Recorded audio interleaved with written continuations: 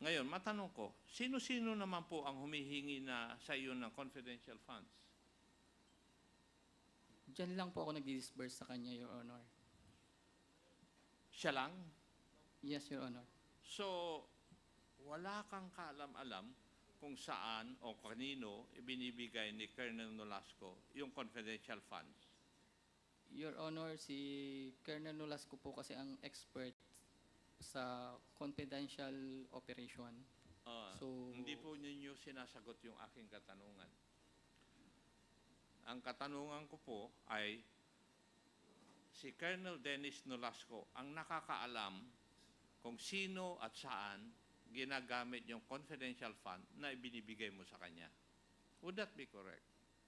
Your Honor, based po dun sa quarterly activities na binibigay po niya, Yes, doon lang po nalalaman.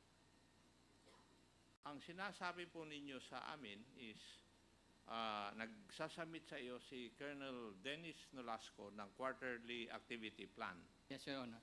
And then, based on that, dun sa quarterly activity plan, nagbibigay po kayo ng CF.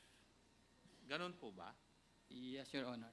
So, nandun din siguro sa quarterly activity plan yung buong amount? Your Honor, hindi po kasi buong amount po siya eh. Meron po siyang certain amount na hindi po Na nakalagay lahat dun binibigay. sa quarterly activity plan? Opo. Okay, thank you. Pag ibinibigay mo ng pondo, is it in cash? Yes, Your Honor. Okay. Kasi ganito ang aking pagtatanong, Mr. Edward Farda, kasi gusto kong malaman o maintindihan saan po napupunta at paano ginagamit yung confidential funds. Pag nakuha mo na ito, kasi sa iyo nakapangalan yun eh. Di po ba? Yes, Your Honor. Yes, thank you. Sa second at third quarter, Mr. Farda, meron ding mga disbursement vouchers at checks, tama? Yes, Your Honor. Yes. So Edward, Mr. Fajarda, kayo po yung nagwi-withdraw ng pera sa Land Bank, tama po? Yes, Your Honor. Paano nyo po wini-withdraw yung pera mula sa bangko? You mean, normal process po ng pag-withdraw, Your Honor. So cheque ang ibinibigay nyo, tapos ini-encash nyo po ito? Yes, Your Honor. So 37 million, medyo malaking halaga po yun.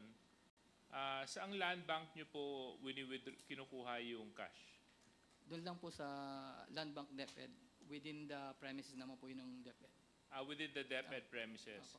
So dun sa 37 million na wini-withdraw nyo, saan nyo po inilalagay ito?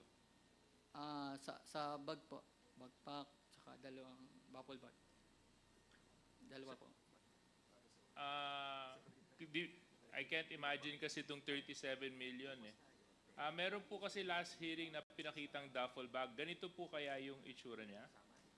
Mr. Fajarda?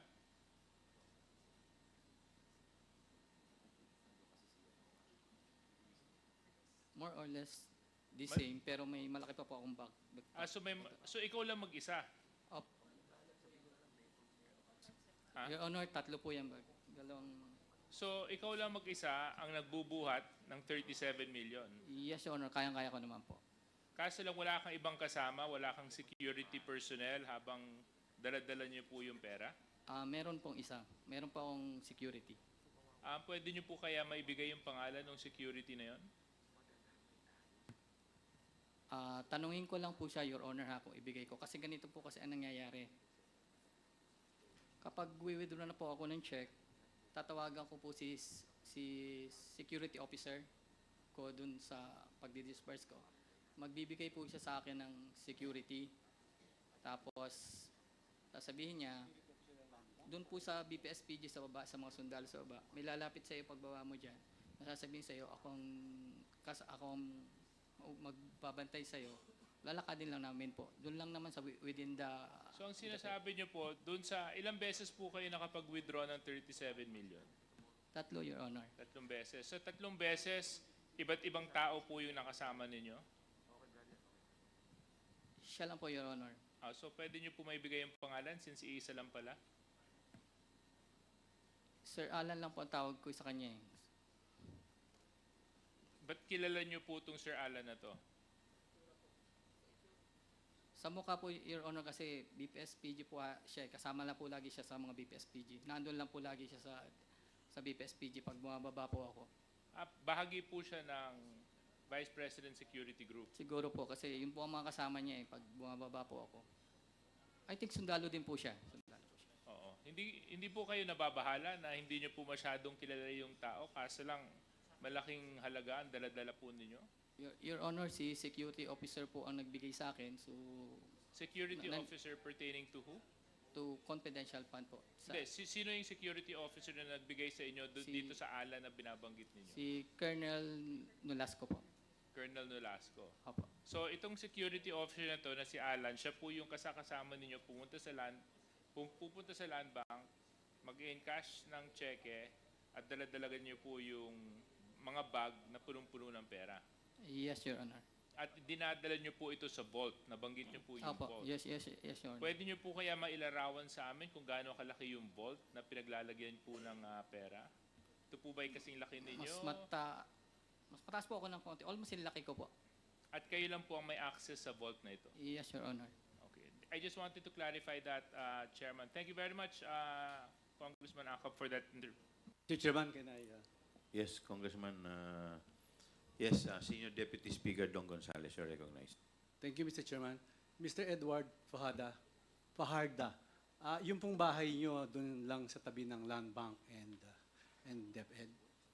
Your Honor, malapit po doon. Pero hindi po sa tabi. Medyo malapit po doon.